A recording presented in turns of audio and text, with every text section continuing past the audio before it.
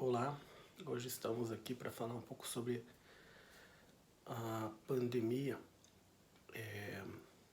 Ontem a gente viu os dados nos quais o Brasil já apresentava 299 mortos pela Covid-19, bem como os Estados Unidos batendo recorde de mortos, 1.169 mortos num dia. Então, isso leva a gente a buscar outras fontes, né, e outros entendimentos, e ver que ao longo de toda a história foram várias pandemias, epidemias, já que foram já levaram populações a serem quase dizimadas em várias partes do mundo.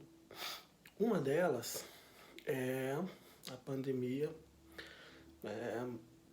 causada por uma bactéria no século XIV.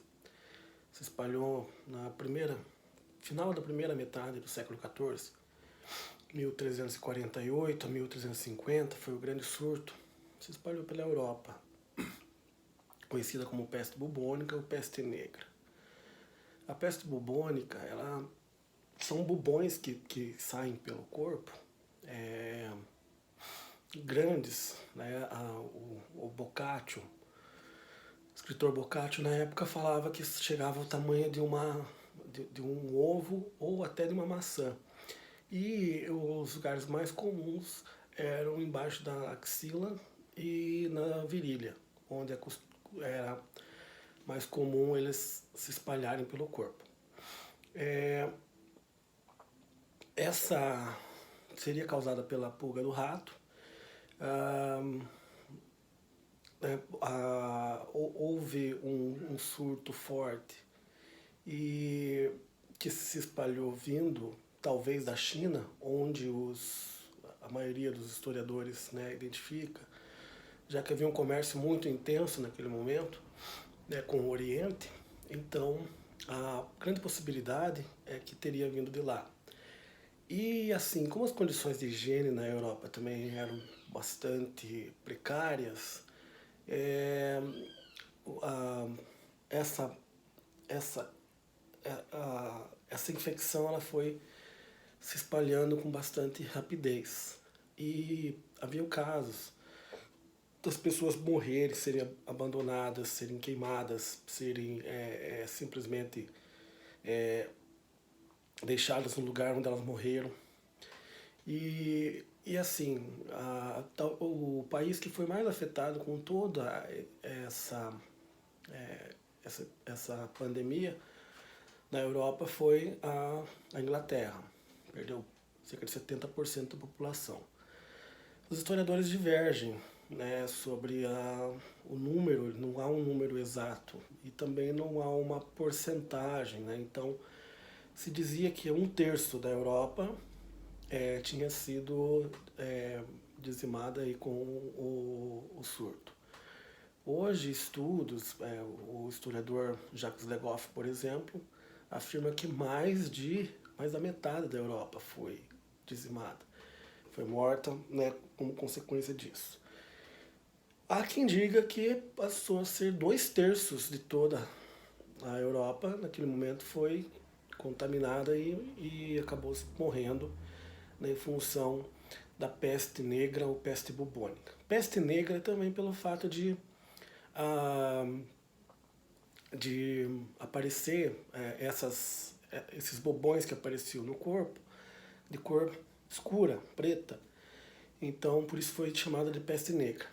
Havia paralelamente um temor muito grande, né, do inferno, mais do que da morte até, espalhado por lá. Já havia, né, o terceiro lugar, que era o purgatório. O purgatório acabou sendo progressivamente, foi se constituindo, né, na mentalidade cristã, e a partir do século XII para XIII ele se firmou com mais intensidade, foi até reconhecido como o terceiro lugar por parte da igreja.